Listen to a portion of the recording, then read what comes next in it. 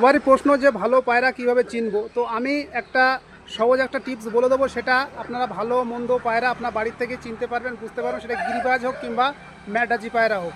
তো আপনার বাড়ি দেখবেন যা পায়রা আছে সেটা 1 ঘন্টা উড়ুক, আধা ঘন্টা উড়ুক, 1 ঘন্টা কিংবা 4 ঘন্টা 5 ঘন্টা যাই উঠুক কেন, একটা পায়রা উঠছে আর একটা পায়রা সবথেকে কম উঠছে যেটা পায়রা। এই দুটো পায়রা আপনি নেবেন। দুটো পায়রা নেওয়ার পরে যেটা বেশি উঠছে, যে পায়রাটাতে আপনার একটা পায়রা উঠছে, যে যতটাই উড়ুক, যে একটা পায়রা আমার 5 ঘন্টা উঠছে কি 4 ঘন্টা উঠছে, সেই পায়রাটার মধ্যে তার ডানা, তার লেজ, তার বডি, তার চোখ, তার সমস্ত কিছুটা পর্যবেক্ষণ করে দেখতে হবে। কেননা একটা ভালো পায়রার মধ্যে একাধিক গুণ থাকে, একাধিক তার মধ্যে সিমটম থাকে। সেগুলো যদি থাকে তাহলে বুঝবেন যে আমার এই 5 ঘন্টা উঠছে, এই পায়রাটার মধ্যে আমার এই গুণ আছে। আর একটা পায়রা নেবেন যেটা একদম কম ওড়ে, যেটা ছাড়লে দেখা গেল আধা ঘন্টা 1 ঘন্টা কি আধা ঘন্টার মধ্যে বসে যায়, সেই পায়রাটা নেবেন।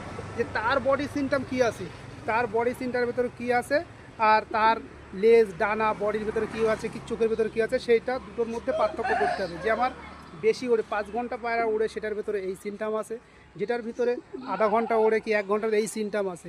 এটার থেকে আপনার কিছুটা হলেও আপনার আইডিয়া আসবে যে একটা ভালো পায়রা, একটা খারাপ পায়রা, একটা ভালো উড়াই পায়রার ভিতরে, একটা কম উড়াই পায়রার ভিতরে কতটা পার্থক্য থাকে। সেটা আপনার গিরিবাজ হোক কিংবা ম্যাডাজি পায়রা হোক, সেটা আপনি চিনতে পারবেন আপনার নিজের একটা আইডিয়াতে। কতদিন আর লোক অন্যের উপরে ভরসা করে থাকবে, নিজেও তো শিখতে হবে নাকি। আস্তে আস্তে এইভাবে একটা পায়রাবাজ হয়ে ওঠা যায়।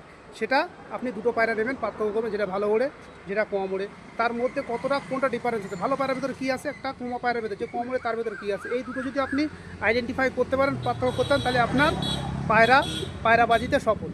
আর আমি মাঝে মাঝে বলে দেবো যে আমার যতটুকু জানি, বলবো না যে আমি সব জানি, ঠিক আছে।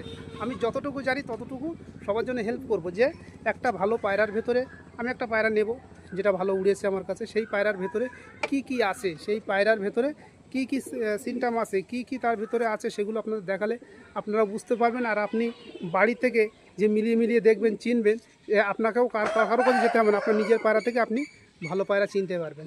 আশা করি বুঝতে পেরেছেন। সকলেই ভালো থাকবেন।